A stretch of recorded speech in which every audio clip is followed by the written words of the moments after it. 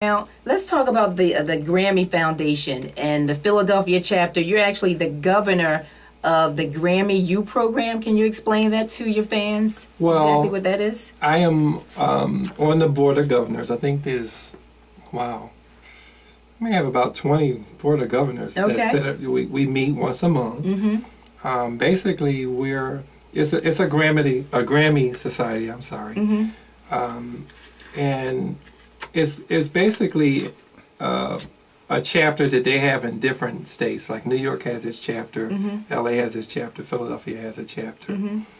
And I was elected last year to be on the board of governors.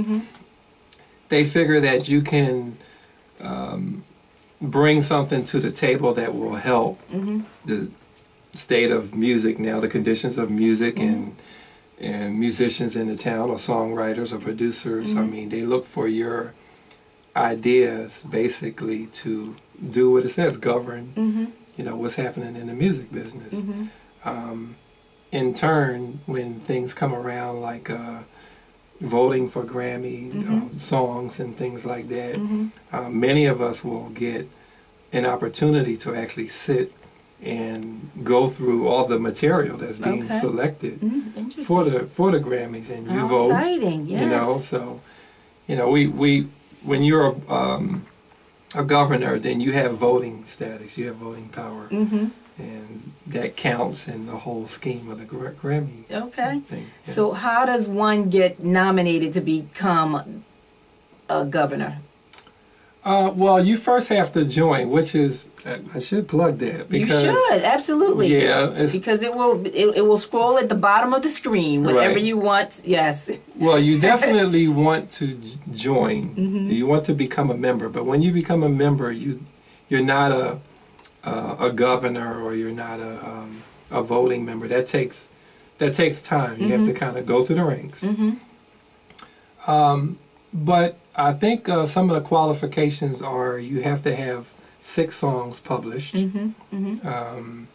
mean, I forget some of the other things. It's a shame. But basically, there's criteria for you to become a governor.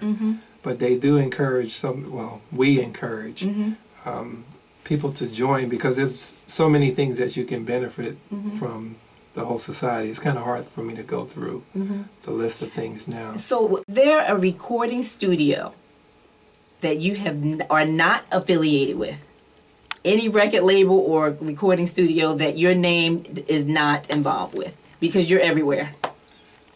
Wow. I know, right? Well, you're talking about locally or abroad or both? Or either or.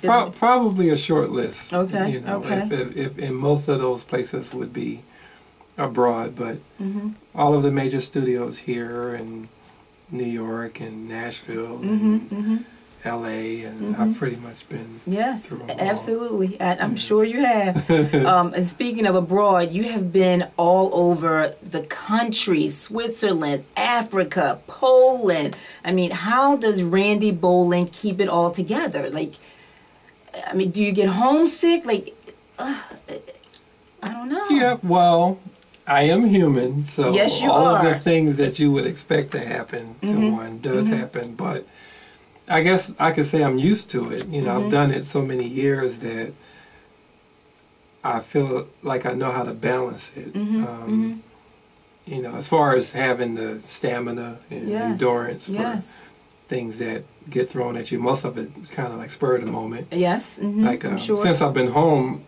I'm actually home now. I'm off for another month. Wow, is that the absolute longest you've been home at one time? For a while. Yes. But I've actually had a couple of tours come to me that would have taken me right back out again. Yes. And you know, I opt not to do them, because at some point you have to make some time for yourself. Yes. I'm married, so I have to make family time. Hey, Stephanie.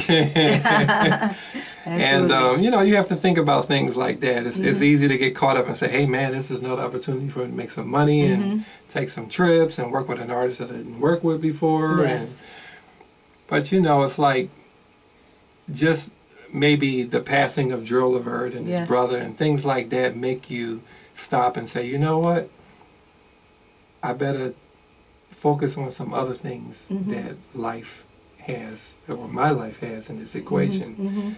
You know, because you look around and you don't know what's going to be there tomorrow. Yes, yes. You know, so you have to make some time, you know, occasionally to just do simple stuff and just like you said, smell the roses. Yes, yes. You know, but trying to balance it all. I mean, for me, it's like I just stay prayerful. Yes. Because it's a hard business, and the older you get, the harder it gets. You know, I would say most of the places I'm not in for maybe a couple of days.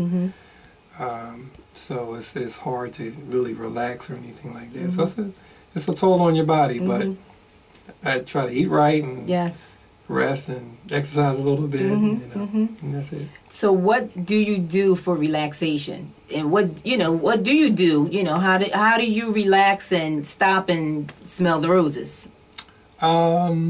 Well, one of my favorite pastimes really is sitting on a computer. Okay. I'm a computer fanatic, so I like getting inside of computers, doing technical stuff. Okay, okay. I have a lot of computers at home, so I'm doing a lot of upgrades and just a lot of reading and constantly learning about software. And occasionally I read, I walk, take walks. There's a couple of parks near where I live that I love to walk. Do you have any pets? No pets. No pets? My wife is angry at me for that. What she wants a what? Cat? She wants a dog. She wants a dog. Yes. Yeah, but I just have a feeling that I'm going to be the one that's taking care of the dog. By all means, yes, yes. So if it's going to be that, then what type of dog does she want? She just a small dog. Okay. Yeah. One that she can just kind of put in her little handbag and, you know, that type of dog? I don't think that's small. Oh, okay. But not, you know, nothing really big that, you know, knock around stuff in the house. But she does want a dog. Okay, okay. What motivates you to do what you do? From which perspective? From the producing perspective, the, you know, directing perspective, the writing perspective, whichever perspective you would like to give me. Let's see. I would say, first of all, just being passionate about music. I love music, and I love the evolution of music, you know. And just from the time I was a kid, it's like I always had these dreams of doing things. So the greater the opportunities, you know, the more excited I get. It's like if I have a chance to produce more than I did before, then it's like I get excited because, like, oh, okay, now I can do 10 songs and not 2 songs. Yes, or, yes.